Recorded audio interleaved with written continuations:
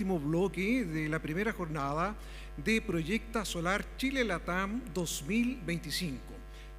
Me corresponde presentar a continuación nuestro segundo panel de conversación. Nuevamente, voy a poner las gafas para no equivocarme. Reforma a la distribución y redes inteligentes es el siguiente panel de conversación. Modera Danilo Jara, director de Regulación y Políticas Públicas de Acesol, a quien invitamos a subir a este escenario y a quien también le brindamos un fuerte aplauso, por supuesto, ¿no? Catherine Holek, presidenta de Sigre Chile, a quien también invitamos. Por favor, Catherine, bienvenida. Mire, qué buen recibimiento. Juan Meriches, director ejecutivo de Empresas Eléctricas AG. Don Juan, gracias por acompañarnos. Bienvenido. Carolina Zelaya, abogado y magíster en Derecho, mención en Regulación, Zebra Energía. Carolina, bienvenida, muchas gracias por estar aquí también esta tarde con nosotros. Y finalmente, Daniela González, socia directora de Domo Legal. Daniela, bienvenida también y un último aplauso para usted. Como dijimos, modera Danilo Jara, director de Regulación y Políticas Públicas de Acesol.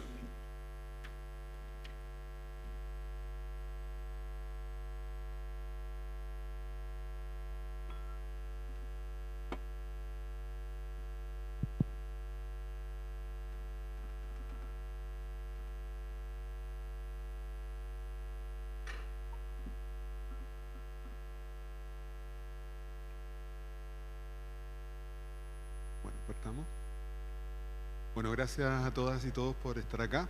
Sé que es el último panel, a veces cuesta quedarse hasta el final, ¿no? Empieza a dar un poco de cansancio por el día, pero creo que el tema amerita que nos quedemos a discutir hoy día. Gracias a los panelistas acá asistentes, todos tienen una gran experiencia para poder hablar de esta materia y no me cabe duda que vamos a sacar algunas conclusiones interesantes hoy día. Bueno, la charla de Daniel estuvo realmente magistral, entonces va a ser difícil poder sacarle más punta al lápiz, ¿cierto? Pero sé que lo vamos a poder hacer en una discusión bien interesante, ¿ya? Porque como él decía, el modelo que ha estado liderando un poco el desarrollo del sector energético en Chile se está quedando un poquito corto para poder abordar los desafíos que hoy día estamos enfrentando en el contexto de la descarbonización y la transición energética, ¿cierto? O sea, migrar desde un modelo centralizado a uno descentralizado es más que solo un cambio de palabra, un cambio de paradigma, un cambio regulatorio, un cambio tecnológico, un cambio también de forma de pensar. Y ahí es donde aparece un poco esta idea de la reforma a la distribución. Es un tema que viene sonando hace mucho rato, digamos, en los oídos de todos los que estamos metidos en el sector energético, ¿cierto? Al punto que hoy día ya se está convirtiendo casi en una deuda histórica de nuestro sector. O sea, yo recuerdo hace 15 años, cuando yo estaba todavía en la universidad, ya estábamos hablando de esto y han pasado 15 años y todavía no vemos ningún avance significativo. 3 gobiernos consecutivos y si bien se han hecho estudios, se han hecho talleres de trabajo una y otra vez con los mismos actores discutiendo, creo yo, más o menos las mismas cosas, no hemos podido ver una concretización de este cambio, ¿cierto? Y aquí es donde uno se pregunta ¿cuál es el rol que va a cumplir la distribución, digamos, en este cambio hacia una transición energética, ¿cierto? Empezamos a ver hacia afuera y vemos que el mundo está avanzando en redes más activas, en modelos distintos para operar la distribución. Aparecen términos como recurso energético distribuido, TSO, inteligencia artificial, red inteligente, etcétera, ¿cierto? Y entonces empezamos a preguntarnos ¿qué distribución necesitamos para el futuro, ¿cierto? ¿Qué reformas son urgentes? ¿Y cómo dejamos de postergar esta conversación? ¿Y cómo damos un paso decisivo? Así que para eso tenemos a este ilustre grupo de panelistas, ¿cierto? Muy agradecido que estén hoy día acá. Tenemos poco menos de una hora para discutir, para que podamos tener un poco orden, digamos, en este bloque, más o menos. Consideren que tienen como 7 minutos por pregunta cada uno para poder responder. Yo sé que tienen mucho que decir todos al respecto y quizás el tiempo se nos haga corto, ¿cierto? Entonces, quisiera partir un poco hablando que discutamos un poco sobre el rol que va a tener la distribución en la descarbonización, ¿ya? Porque hemos estado hablando de, digamos, los cambios que hay que hacer a nivel utility, los cambios, digamos, en la red de transmisión, la necesidad de almacenamiento, de mayor flexibilidad, pero uno dice, bueno, ¿qué puede aportar la distribución en todo este proceso? ¿Cuál es el rol? ¿Es un rol importante, es marginal? Quizá no tanto. Y para eso quería partir preguntándote a ti, Catherine, como experta técnica, ¿qué oportunidades ves en las redes de distribución para ser protagonistas de la descarbonización y cómo deberían transformarse técnicamente estas redes para estar a la altura del desafío? Así que ahí te dejo el micrófono. Muchas gracias, Danilo. O sea, sí, Danilo, perdón. Iba a comentar que estuve viendo la presentación de Daniel, la estuve viendo online, y creo que estamos muy alineados en el pensamiento. Ya tenía preparada mi respuesta antes de la presentación, así que no hay copia.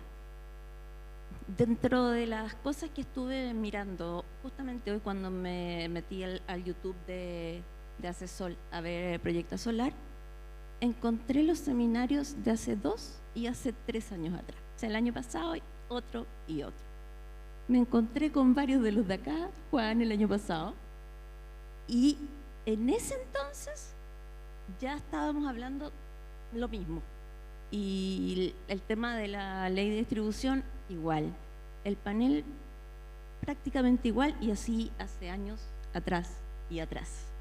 Lo mismo en este seminario que organizó el Ministerio de Energía acerca de los DCO específicamente, también Daniel presentando. Entonces, al final hay un acuerdo entre todos los actores. Hemos conversado todos y solo falta agarrar el tema de la reforma. Pero desde el punto de vista técnico, es imprescindible la medición en línea, ya sea para grandes clientes o inyecciones. Inyecciones que se vuelvan significativas, y eso puede ser un PMGD, pero también puede ser un net billing. Si tienes un alimentador y que hay muy poca demanda, necesitas monitorear, porque ya 300 kilos se hacen importantes. Todo eso de la mano con las redes bidireccionales, totalmente. Poder operar remotamente, medidores inteligentes, algo que no podemos nombrar, entonces hablemos de tecnología para operar el sistema o para tener información del sistema. Y con todo eso yo creo que la distribución es la que va a marcar la transición energética. No es que sea importante, está ahí la transición, acercar la generación a la demanda. Sin almacenamiento era muy complicado, pero con almacenamiento ya se vuelve mucho más fácil poder prescindir un poco de que sea solo la transmisión la habilitante. Yo creo que es habilitante la distribución. Y todo, como todos estamos de acuerdo, muchos ya han empezado a avanzar. Ya, tomé muchos minutos, así que perdón. Muchas gracias, Catherine. Claro, es súper importante lo que tú mencionas, ¿cierto? Y ahí entra un poco todo lo que tiene que ver con monitoreo y control, que va a permitir un uso más óptimo de la red. Entonces, hoy día tenemos capacidad ociosa en las redes que no necesariamente se está utilizando eficientemente, proyectos de generación distribuida que tienen recortada su operación porque como no tenemos una visibilidad, digamos, en tiempo real, tenemos que asumir ciertos supuestos de una operación estática de la red y eso hace que no le podamos sacar partido a estos recursos, ¿cierto? Pero con una plataforma de comunicación y control más sofisticada, claramente vamos a poder optimizar mejor ese uso y ahí vamos donde vamos a ver el valor que agregan estos recursos distribuidos. Y un poco enganchándome de eso, evidentemente lo que ocurra en el ecosistema de distribución y cómo estén enfrentando también este desafío las mismas distribuidoras se vuelve súper relevante. Entonces ahí, Juan, yo quería preguntarte en este contexto, ¿cómo las distribuidoras se están preparando un poco para enfrentar este desafío, esta penetración casi imparable de recursos energéticos distribuidos? Porque querámoslo o no, la gente va a seguir poniendo paneles en el techo, la electromovilidad va a seguir llegando, o sea, con o sin incentivos del Estado, ¿cierto? Con y sin regulación incluso, suficiente, esto está pasando. Entonces, ¿cómo se están preparando y qué cambios estructurales tú ves como necesarios para que podamos enfrentar bien este desafío? Gracias, Danilo, y gracias, asesor, por la invitación. Tal como decía la Katy recién, me tocó estar en un panel similar el año pasado en Proyecta Solar, donde de alguna manera el contexto en el que estábamos era, si no el mismo, muy parecido, digamos. Y uno se pregunta, bueno, ¿y por qué esta conversación que parece, en la que parece haber bastante consenso, ¿cierto?, no logra avanzar, no logra concretarse efectivamente en un cambio real? Y efectivamente, como decía Daniel también en su intervención, existe o ha existido en el tiempo una sensación de, pero si esta cuestión igual funciona, digamos, con todos los bemoles que tiene, en general la distribución funciona. Y el problema es que no funciona tanto, o no funciona tan bien como debiese. Y el problema que nosotros vemos es que hoy día todavía el problema de la distribución es un problema técnico sectorial.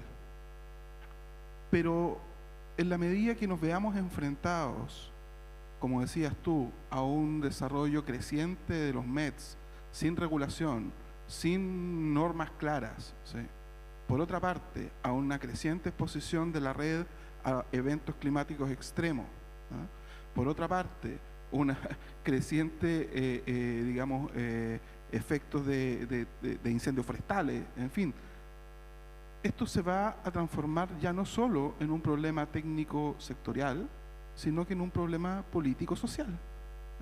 Porque si tú combinas una continuidad de servicio deficiente desde la perspectiva del usuario, con precios de la energía a pagar por el usuario final cada vez más altos por los distintos factores que ya conocemos, no es un cóctel,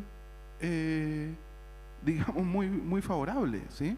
Y por lo tanto, esperamos que a objeto de las autoridades que probablemente van a asumir en marzo del próximo año, se entienda, ¿sí?, que este es un tema prioritario de abordar, desde un punto de vista de la calidad de servicio que reciben los usuarios, desde un punto de vista de la resiliencia climática que tienen las redes, desde un punto de vista de una transición de integración de los medios energéticos distribuidos que sea favorable para todos los actores del sector y en particular para los usuarios, que tengamos un proceso de desarrollo de la comercialización que sea ordenado, que funcione en el tiempo, que sea planificado. De otra manera, esto solo tiene un destino, digamos, que es ser un problema permanente para el sector en los próximos años. Muchas gracias, Juan. Claramente, como tú describes, es un problema multifactorial, ¿cierto? No es solamente un problema técnico, como uno podría pensar, sino que también tiene una dimensión política, ¿cierto? O sea, hay que tener un poco el músculo político para poder enfrentar este desafío tan grande. Recordemos que la regulación de la distribución no ha tenido cambios sustantivos en 40 años, en décadas, ¿cierto? Entonces, intervenir un modelo que lleva tanto tiempo funcionando con sus virtudes y vicios acumulados, ¿cierto? No es fácil, ¿cierto? Y si le sumamos a eso el contexto que hemos vivido el último año con la presión sobre las tarifas eléctricas, cómo le impacta el precio de la energía al usuario final, se vuelve un problema sensible a nivel político, ¿cierto? Pero además tiene una arista regulatoria jurídica, ¿cierto? Donde claramente para poder implementar todos estos cambios técnicos necesitamos, como tú bien decías, Juan, la normativa, las leyes necesarias para que esto sea factible, para que se den las condiciones habilitantes para que ocurra. Entonces, en ese contexto, un poco quisiera preguntarle a Carolina su opinión al respecto del marco legal actual. Si el marco que hoy día existe nos permite comenzar a hacer ciertos cambios para avanzar hacia una participación mayor de la distribución en la transición energética, ¿cierto? O es necesario en realidad repensar toda la institucionalidad completa, hay que dar vuelta al modelo entero, hay que hacer cambios menores, cambios mayores, un poco, ¿qué nos podrías comentar al respecto? O sea, yo sé que es una pregunta bien abierta, pero confío en tu experiencia, así que...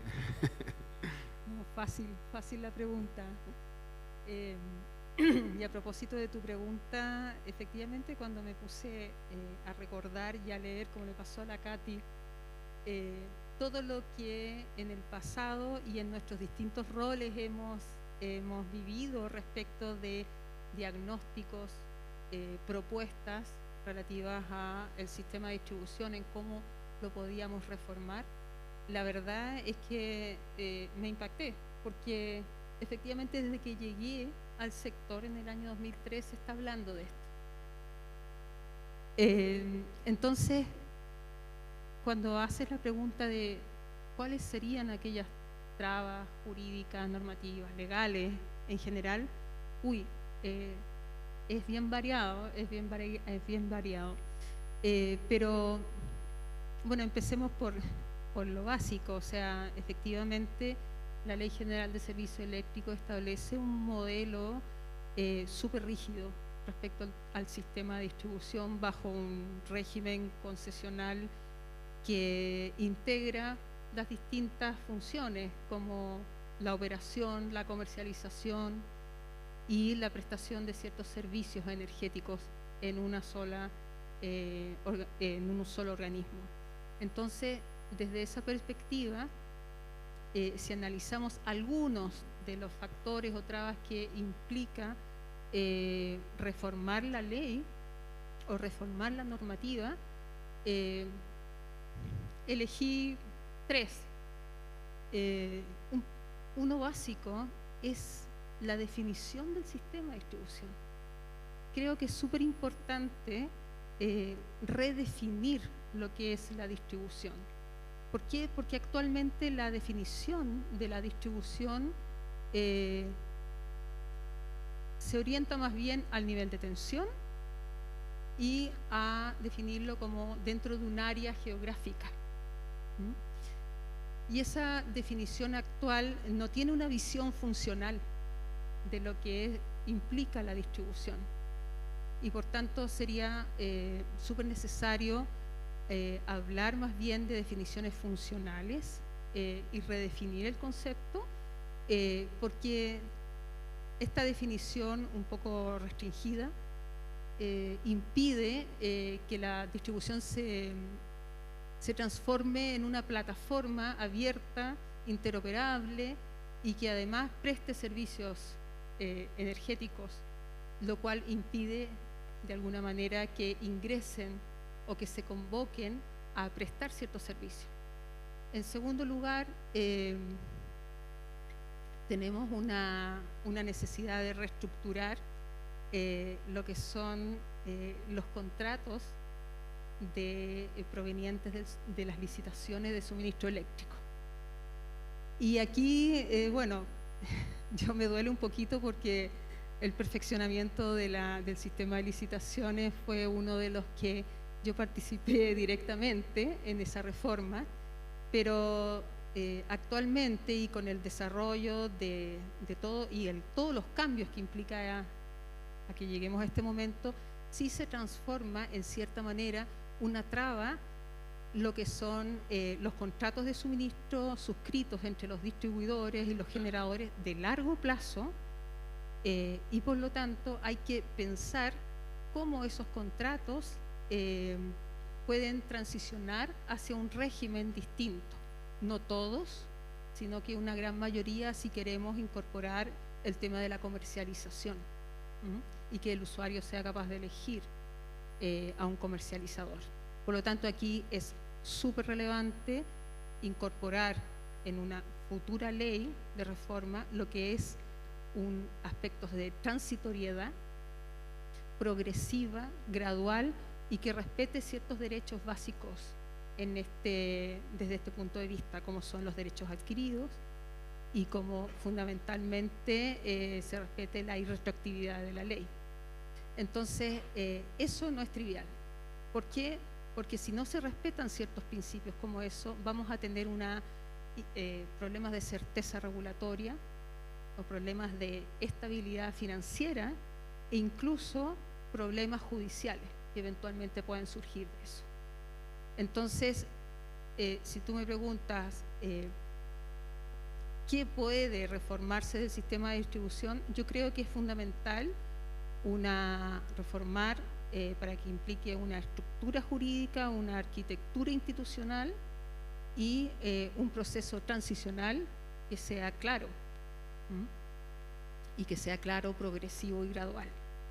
Ahora, no necesariamente tenemos que hacer una reforma integral y total del sistema de distribución. Yo creo que es tan grande lo que involucra eso, que perfectamente podemos empezar por una reforma parcial y gradual. Yo creo que actualmente, y eso significa priorizar ciertas materias, yo creo que actualmente podemos priorizar incluso sin necesidad de grandes reformas legales. Creo que, como lo dijo Juan, un tema principal es el fortalecimiento de la calidad de servicio. No podemos estar pensando en crear institucionalidad como un DSO o tener redes inteligentes si no tenemos redes en materia de distribución que sean capaces de darnos respuestas eficientes frente a eventos climáticos o darnos flexibilidad, resiliencia, confiabilidad. Muchas gracias, Carolina. Bueno, y como tomándome un poco lo que tú dices, evidentemente es un problema bien grande, ¿cierto? Y la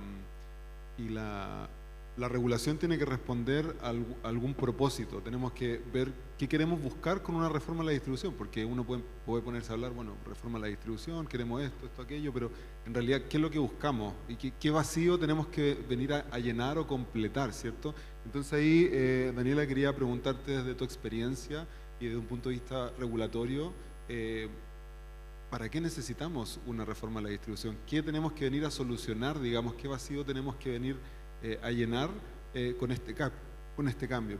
¿Por qué crees tú que es necesario y qué problema es el que tenemos que abordar con este cambio?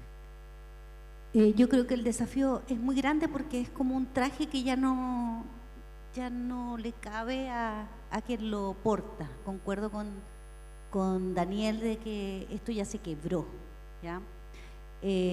Tenemos que pensar que la regulación o el marco regulatorio legal sobre la distribución es básicamente el mismo desde el año 82, donde se tenía una visión súper distinta respecto de cuál era el rol de las empresas distribuidoras y en qué consistía el servicio público de distribución.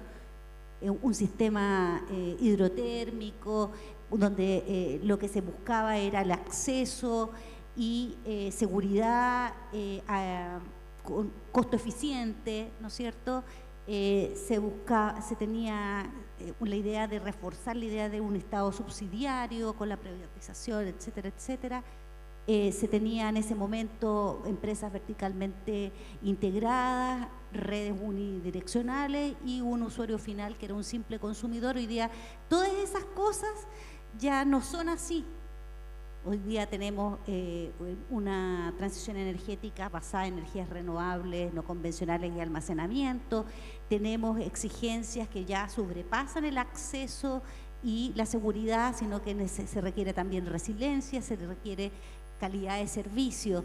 Tenemos un Estado mucho más activo en la definición de políticas, especialmente de ambición climática. Tenemos ciertamente redes que requieren ser bidireccionales, que requieren ser inteligentes, y tenemos un cliente que ya no es el cliente pasivo, sino que es un usuario que debiese ser capaz de prestar diversos servicios energéticos para hacer esta transición energética lo más costo eficiente posible. Entonces, simplemente hay que hacer otro traje y para eso es fundamental tener la visión clara de cuál es el rol que cumple cada agente en este nuevo ecosistema de la distribución, y yo creo que es súper distinto de lo que era antes. Probablemente tenemos que avanzar en una mayor competencia en el mercado minorista. Concuerdo con Carola de que eso tiene muchos desafíos respecto de los contratos actualmente vigentes de suministro, pero se tiene que avanzar, creo yo, en aumentar la competencia en el mercado minorista. Se tiene que avanzar en la digitalización de la red que permita, ¿no es cierto?, que los recursos energéticos distribuidos se integren a la red de una manera que les permita proveer eficientemente los servicios que ya sabemos que son capaces de prestar. Requerimos entonces una forma de planificación y una forma y estrategias de operación de la redistribución que son muy distintas y mucho más sofisticadas de las que se tiene hasta el momento, y para eso se tiene entonces que generar un diseño de mercado donde la tarificación es un elemento más, ¿no es cierto?, que efectivamente remunere las inversiones que hay que hacer de calidad de servicio, que ponga los incentivos adecuados para la integración de los recursos energéticos distribuidos y que remunere el nuevo rol que tiene que cumplir la distribución, que yo concuerdo que es el de DSO. Y mi preocupación mayor, yo normalmente soy de las personas que creen en la mejora continua y en tener criterio de realidad, pero cada vez creo que es más difícil enfrentar esto en forma parcializada.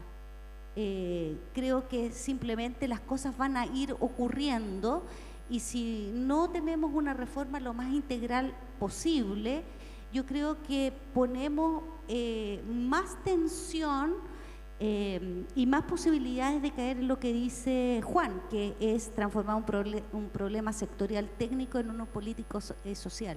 Porque si no somos capaces de rediseñar la distribución para que acompañe el proceso de transformación energética que se ve en el mercado mayorista y la transmisión, no vamos a tener una transición energética costo eficiente.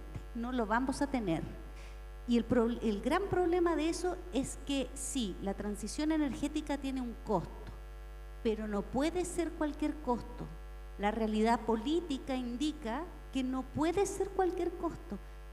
Y si queremos evitar entonces medidas como congelamiento de precios, subsidios financiados por la propia industria, lo que tenemos que hacer en realidad es un diseño integral donde cada parte, ¿no es cierto?, de la industria,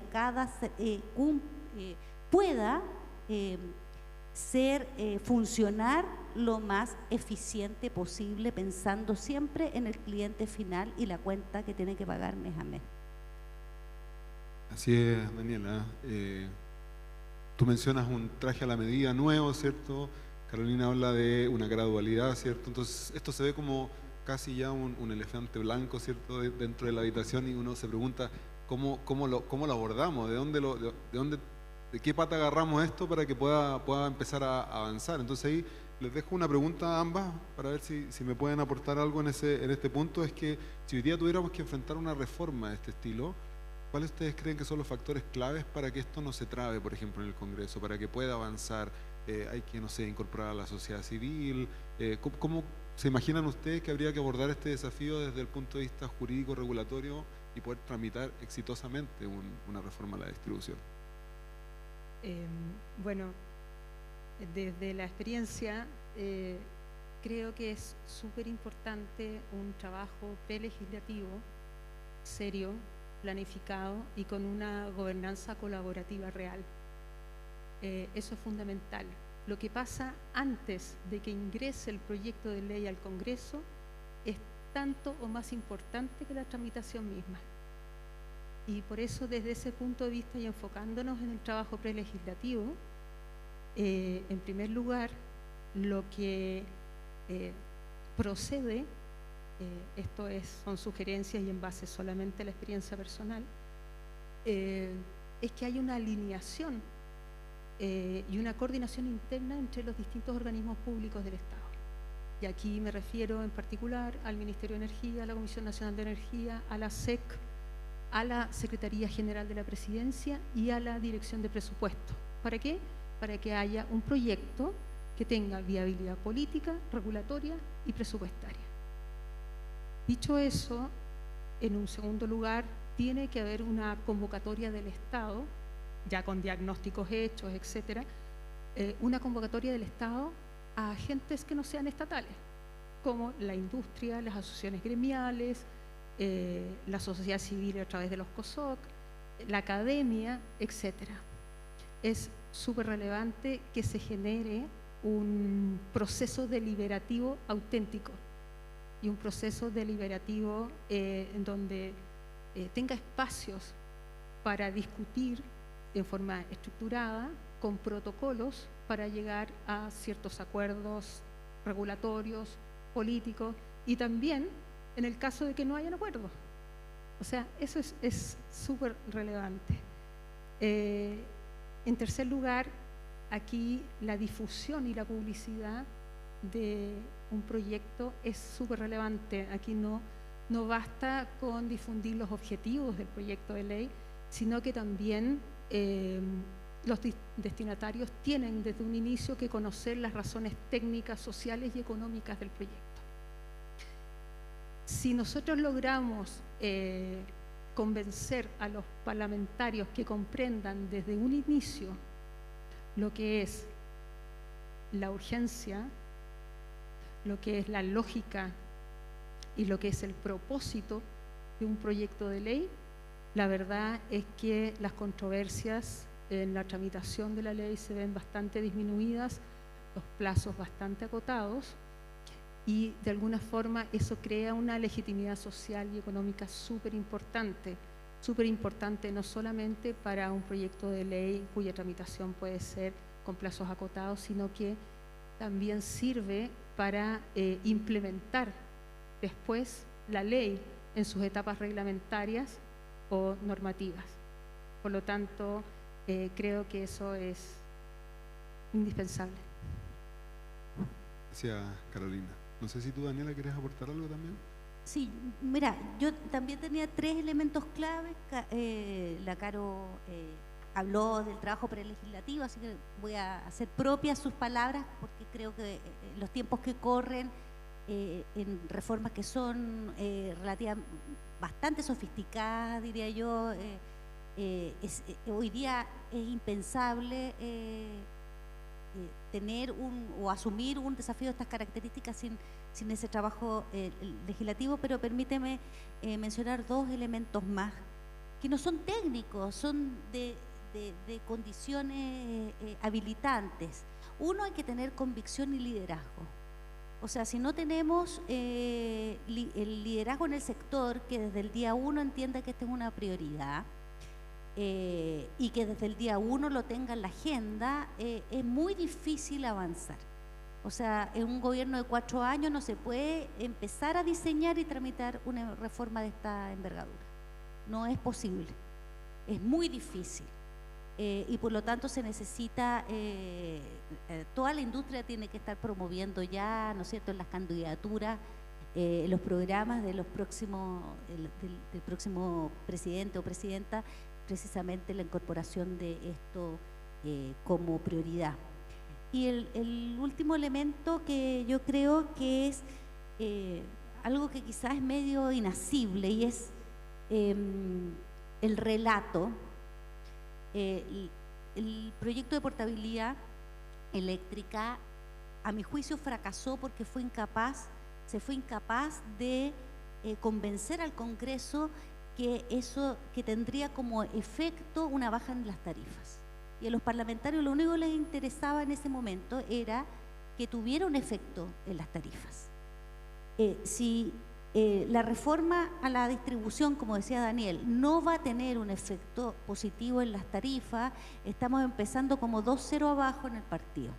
Entonces tenemos que ser capaces de construir un relato, de convocar a un sueño que sea igualmente, perdonen la redundancia, pero que sea igual de convocante que decir van a bajar las tarifas.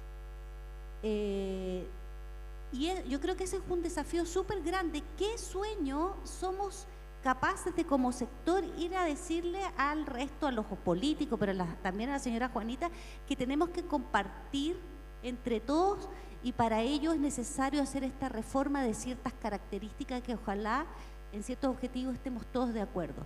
Pero yo de verdad creo que si no somos capaces de instalar ese sueño, no vamos a salir nunca del efecto tarifario. nunca. Y entonces vamos a tener que hacer quizás un plan B, y es una reforma que tenga de alguna forma algún impacto positivo en las tarifas, aunque no sea la mejor. Eso. Gracias, Daniela. Se ve que esto en realidad, más que una política de un gobierno en particular, debiese convertirse no en una política de Estado, ¿cierto? Porque claramente 4 años se ha demostrado en varios intentos que no es suficiente para poder llegar a buen puerto, ¿cierto? Alcanzamos a hacer el diagnóstico, quizá presentar un proyecto de ley y se nos acaba el gobierno y vuelta atrás, ¿cierto? Y ahí creo yo que, como tú bien dices, Daniela, el liderazgo es súper importante, el relato, y tener esta como idea que se tuvo, por ejemplo, hace varios años atrás con la política energética 2050, ¿cierto? Donde se establecieron ciertos objetivos que han trascendido a los gobiernos, ¿cierto? Cada gobierno ha tomado un poco la posta y ha seguido avanzando un poquito más. Quizás debiésemos pensar en una idea de ese estilo, ¿cierto? Y entonces vemos que hay barreras y también condiciones habilitantes que quizás no se están cumpliendo para poder avanzar en una reforma a la distribución, ¿cierto? Y ahí, Catherine, quería preguntarte un poco desde el punto de vista técnico, ¿cuáles crees tú que son las brechas y los cuellos de botella que hoy día están dificultando, por ejemplo, que la red se convierta en una plataforma activa para la descarbonización? Aquí un poco ya apareció por ahí en la conversación, pero aparece el concepto del DSO, ¿cierto? ¿Qué es esto? ¿Lo necesitamos? ¿Chile necesita copiarle a otros países que han hecho estos cambios? ¿O en realidad tenemos que ir por otro camino? No sé. ¿Cómo ves tú la situación? Gracias, Danilo. Lo primero, hablaste del plazo. Quiero complementar lo que pienso yo del plazo. Creo que ningún gobierno ha tomado demasiado el tema, porque no va a ver el resultado dentro de su mismo periodo. Y eso se vuelve sumamente importante. Dejando eso de lado, me voy un poco al crecimiento armónico. Creo que cada uno está velando por su sector. Tenemos generación, transmisión, distribución. Necesitamos un crecimiento armónico de todo esto, que se incorpore, que los reglamentos incluyan por un lado y por el otro. Por ejemplo, el reglamento 125 que está en este momento tiene que conversar con las centrales en transmisión y en distribución. Y acá me voy un poquito a lo que dijo la Dani de una voluntad, y quiero poner 2 ejemplos en que la voluntad ya no es una mejora, no es para mejorar. Tenemos 2 casos que son similares, pero que realmente es la inexistencia de un centro de operaciones, con todo incluido, con los PMGD, con todo, ha causado grandes problemas. Por ejemplo, para el apagón, no existió una coordinación con la distribución. ¿Por qué? Porque no está regulado. Y ese centro de operaciones, la distribuidora no es un centro de despacho de generación tampoco. Entonces, ¿cómo haces este match? Tienes entre medio una caja negra entre la comunicación del PMGD, de la distribuidora, la transmisora y el coordinador. Y después de esto hemos tenido un fenómeno que es a lo menos extraño, en que, por ejemplo, el coordinador ha pedido las protecciones directo al PMGD, siendo que hay algunos reconectadores que son del PMGD, pero las protecciones las pone la distribuidora. Con el decreto supremo 88, los reconectadores son propiedad del de la distribuidora, perdón. En la mayoría, algunos no lo han implementado. Entonces, el PMGD no es ni el responsable ni el que controla su equipo de protecciones. Y ahí existe un problema de comunicación entre todos, y para mí es lo más intenso hoy en día. Por ejemplo, para PMGDs que provocan congestiones aguas arriba, el coordinador hace alguna bajada de tantos megas, comunica a la transmisora a la distribuidora le empieza a llamar a los PMGD y no contestan. O los que contestan pagan el pato por todo el resto.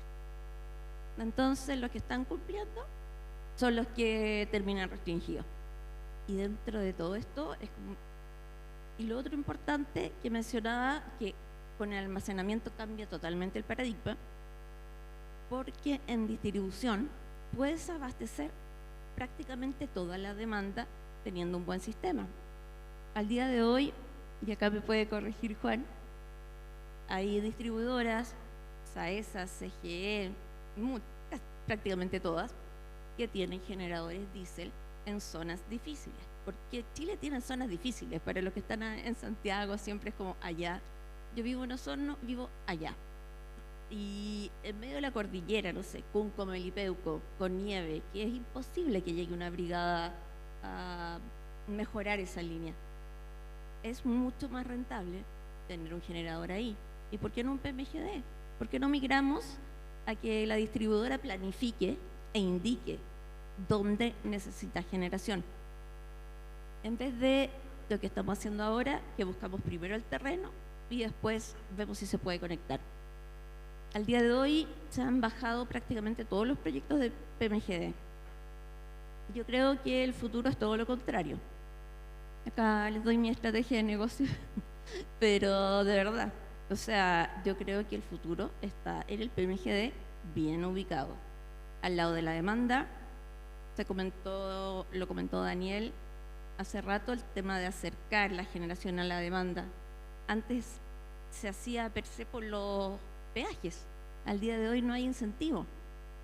Entonces yo como que dejo de imaginarme todo Chile interconectado y me imagino ciertos sectores y que la generación esté asociada a la demanda que hay en ese sector. Ya aprovechamos la energía solar del sol en el norte, solar del sol, valga la redundancia, pero ya la aprovechamos, queda mucho por aprovechar, pero tratemos de llevar esto al sur. Y en el sur, al día de hoy, no hay capacidad para clientes. En Puerto Montt pides una factibilidad y te dicen que no. Entonces, busquemos esos lugares y pongamos los PMGD ahí. Gracias, Katy. Más que un problema tecnológico propiamente tal, pareciera ser un problema de roles y funciones, ¿cierto? O sea, como pareciera ser que los actores no tienen muy claro cómo, digamos, aproximarse a este problema, cómo coordinarse con los otros, y en parte eso está dado también por la regulación, porque la regulación no le está asignando los roles apropiados y las funciones necesarias a cada uno de los agentes, ¿cierto? Y eso genera todo un caos, por así decirlo. Solo para complementar, Danilo, en las mesas que tuvimos el año pasado de la norma técnica de PMGD y el decreto supremo 88, se planteó este mismo problema y asociado a los centros de operación, y las distribuidoras transversalmente estuvieron de acuerdo en habilitar estos centros monitoreando los reconectadores de los PMGD, y varias de las distribuidoras ya lo tienen. Entonces, cuando vemos eso del centro de operación y coordinación como algo lejano, no, la mayoría ya existe. Está a la vuelta de la esquina, ¿no? Sí, y incluso uno podría pensar un poquito más en el futuro y imaginarse que ya no es solo PMGD, sino que vamos a tener mucho net billing también, y uno tiene que ponerse a pensar, bueno, ¿cómo voy a coordinar y usar eficientemente a esos recursos también, ¿cierto? O sea, no sé, casos como el australiano, donde llegan con señales de control hasta a la casa, ¿cierto? Evidentemente no con el mismo estándar que tendría un proyecto de gran escala, pero hasta la casa, porque ellos ya están teniendo lo que le llaman emergencias solares, ¿cierto? Donde hay una sobreoferta de generación y tienen que necesariamente gestionar esos recursos para poder operar óptimamente la red, ¿cierto? Entonces, claro, es un tema de roles y funciones que está bien marcado. Y un poco desde el punto de vista gremial, Juan, ¿tú nos podrías comentar cuáles crees tú que son las condiciones regulatorias, políticas o económicas que son necesarias para que esta reforma se convierta en una prioridad y no siga postergándose indefinidamente? Porque eso es lo que ha venido pasando, ¿cierto? O sea, se ha ido postergando gobierno a gobierno. ¿Cuál crees tú que son los puntos más importantes para que esto se transforme en una prioridad y podamos avanzar en esto? Sí, bueno, algo de eso ya lo han comentado mis compañeras panelistas, digamos. Pero probablemente el primer elemento fundamental, digamos, es voluntad política.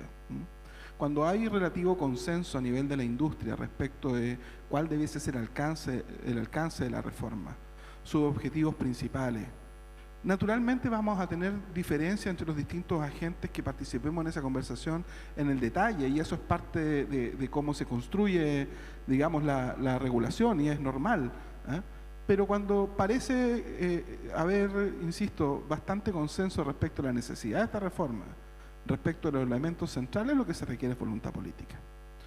Y lo segundo es, como decía bien Daniela, un buen relato de cara a la ciudadanía, porque esto no se trata de cómo generamos más mercado por generar más mercado, ¿eh? Se trata de cómo un servicio público, ¿cierto?, de distribución, concesionado, como es efectivamente este, se transforma efectivamente en un catalizador de una mejor calidad de vida de la ciudadanía. Yo creo que de alguna manera ese foco se ha ido perdiendo en el tiempo. Y de alguna manera cuando nosotros como país, ¿cierto?, nos imaginamos lo que tiene que ser la transición energética, y somos, digamos, muy... nos aplaudimos respecto a los logros que hemos conseguido en términos de la penetración de energías renovables a gran escala, cosa que por cierto es un éxito como industria y como país.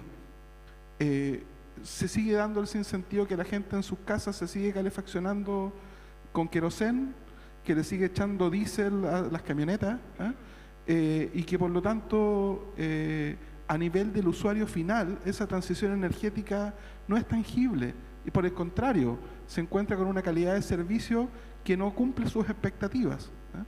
Entonces esa combinación es la que nos debiese permitir construir un relato respecto de cómo la electrificación de los consumos y por lo tanto una red de distribución resiliente, moderna, pueden llegar a colaborar a que esa transición energética llegue hasta los usuarios. Llegue hasta los usuarios para una mejor calidad de servicio, ¿sí? Llegue a los usuarios respecto de una mayor penetración de medios energéticos distribuidos, y cuando decimos eso, uno dice, bueno, pero es que va a pasar igual, porque el desarrollo tecnológico va a ocurrir, ¿sí? Sí, el problema es que cuando ocurra, la infraestructura no va a estar preparada para soportarlo. Entonces, el gran, digamos, frustración que va a significar eso, ¿sí? Yo creo que estamos todavía a tiempo de resolverlo, pero no podemos seguir dilatando aquello. ¿Hay que hacer una transición respecto al proceso de comercialización? Por cierto que sí. ¿Hay que transitar hacia tarifas flexibles que te permitan administrar y gestionar tu demanda y tener medición inteligente? Por cierto que sí.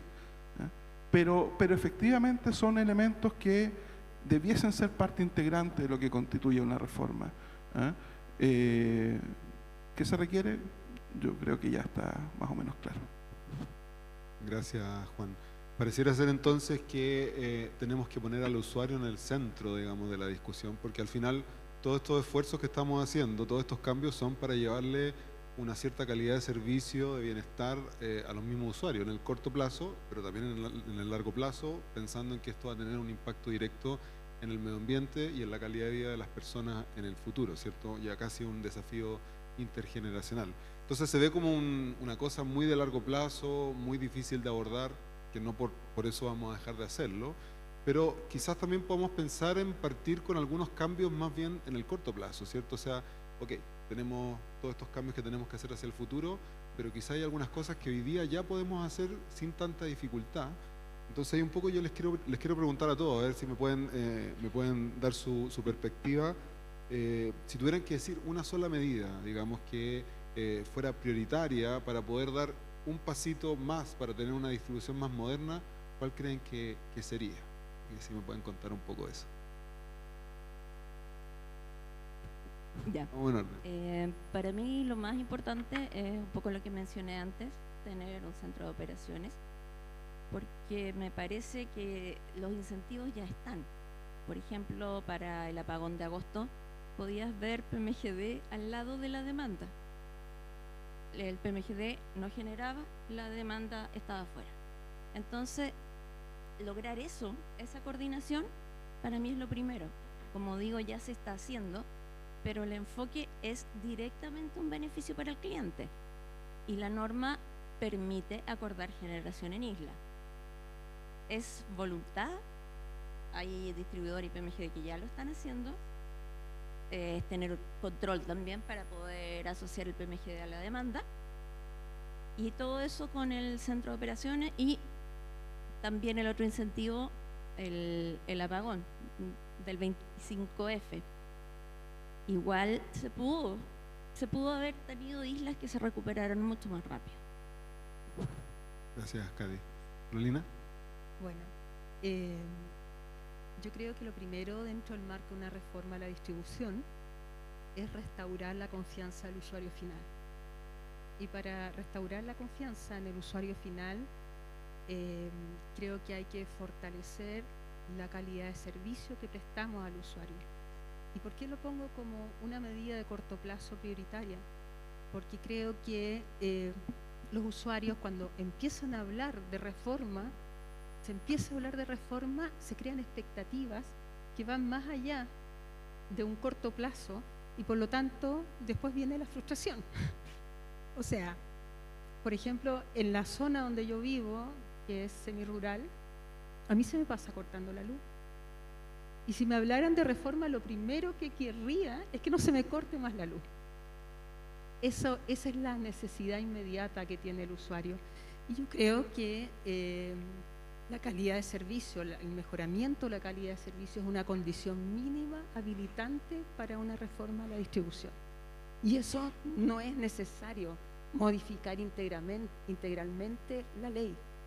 Eso se pueden hacer con modificaciones normativas existentes, normas técnicas, reglamentos, etc.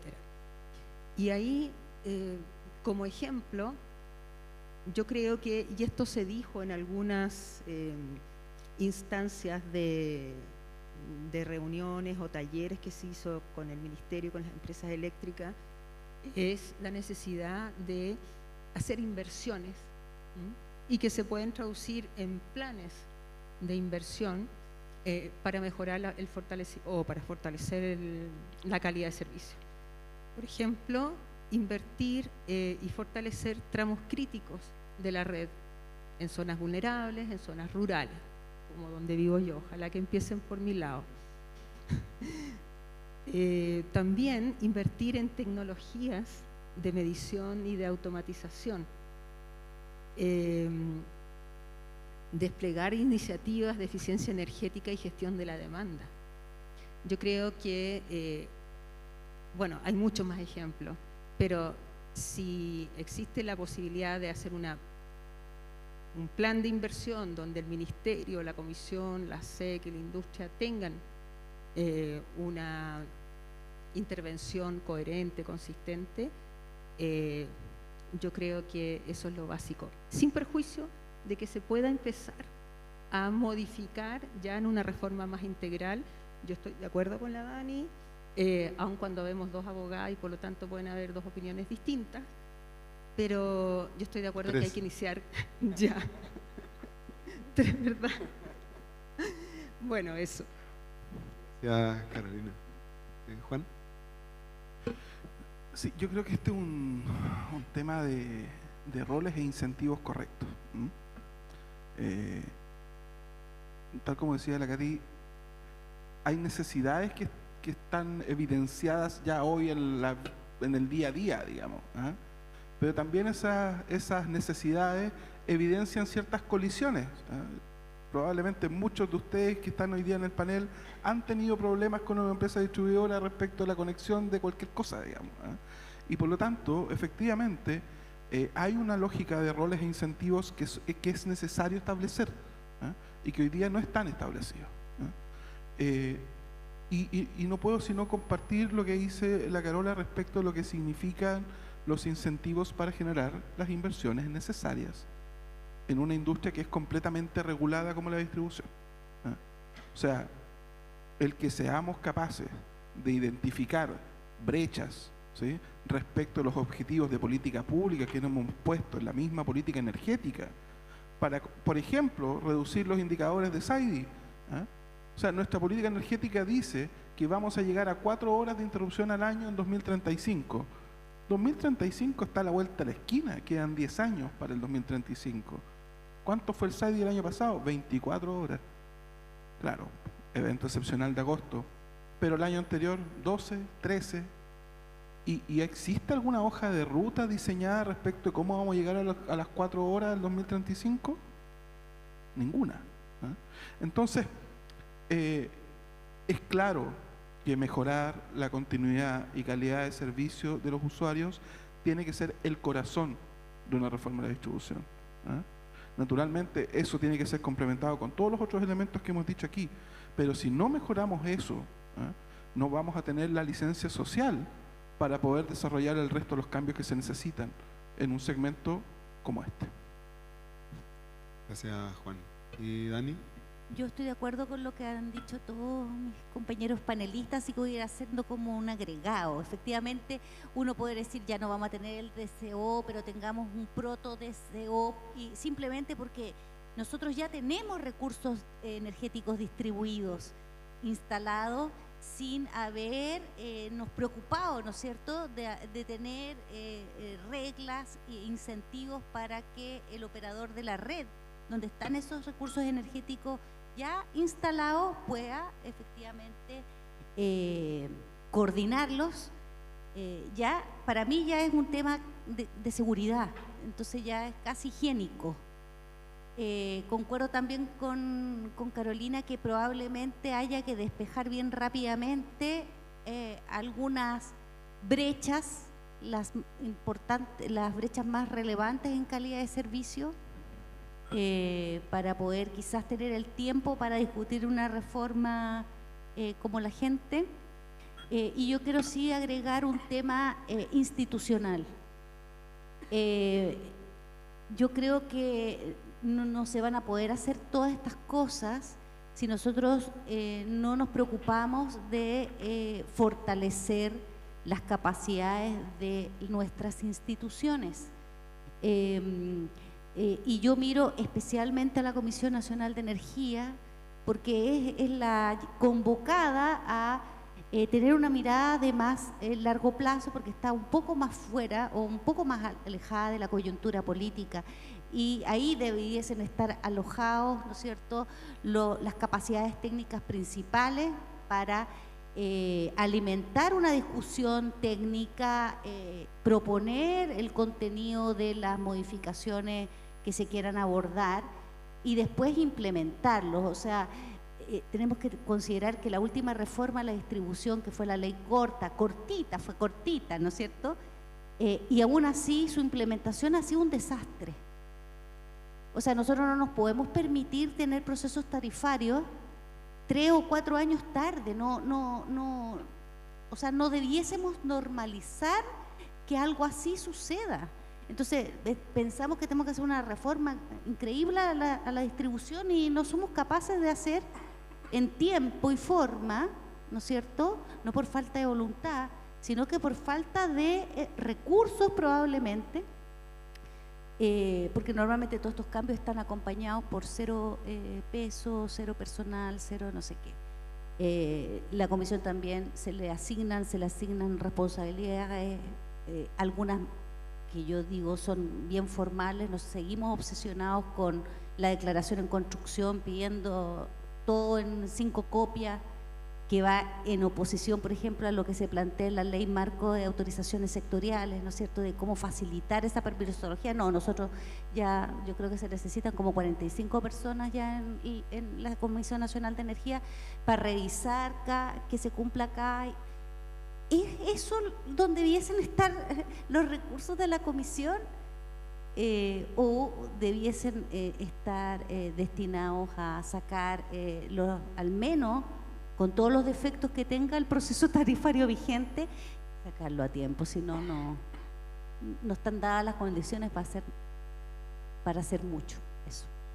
Gracias, Daniela. Entonces, creo que nos queda claro que reformar la regulación de la distribución es una prioridad hace mucho tiempo que ha estado bien abandonada, ¿cierto? Entonces, creo yo que ahí hay que mandarle un email a todos los comandos, digamos, de los candidatos para que pongan esto como una de sus prioridades en sus programas políticos, y claramente va a requerir una voluntad política, un proyecto político detrás, ¿cierto?, a poner a las personas en el centro de la discusión y que los beneficios de esta transición energética le llegue directamente a la persona en la casa, ¿cierto?, y claramente teniendo una mirada en el futuro para poder incorporar las nuevas tecnologías para resolver estos problemas. Lo que tú contabas, Carolina, de lo que pasa en tu casa, perfectamente se podría resolver con un recurso distribuido, ¿cierto? Un panel solar, una batería, y dejar de tener cortes de energía en tu casa, ¿cierto? Pero hay que dar las condiciones para que eso ocurra y para que evidentemente el recurso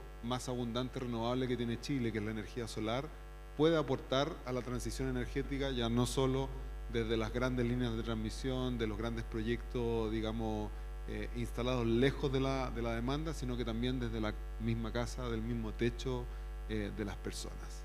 Así que, sin más que decir, muchas gracias por su participación, por su experiencia, gracias a los asistentes. Espero que haya sido interesante este panel y que hayamos podido poner sobre la mesa varios puntos que puedan alimentar la discusión de aquí en adelante, para que ojalá en 4 años más no estemos de nuevo diciendo, oye, se pasó otro gobierno y no logramos hacer los cambios en la distribución que Chile necesita. Muchas gracias.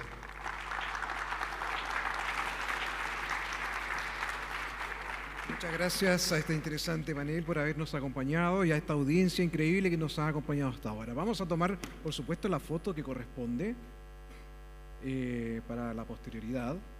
Mientras tanto, les cuento que mañana tempranísimo a las 9 de la mañana vamos a partir con una charla espectacular sobre almacenamiento con el señor Carlos Hernández, un invitado internacional que vamos a tener para la jornada de mañana, para abrir la jornada de mañana. Así que no queda más que despedirlos y agradecerles su presencia y su asistencia. Un aplauso grande para ustedes por estar hasta esta hora con nosotros. Muchas gracias, hasta mañana.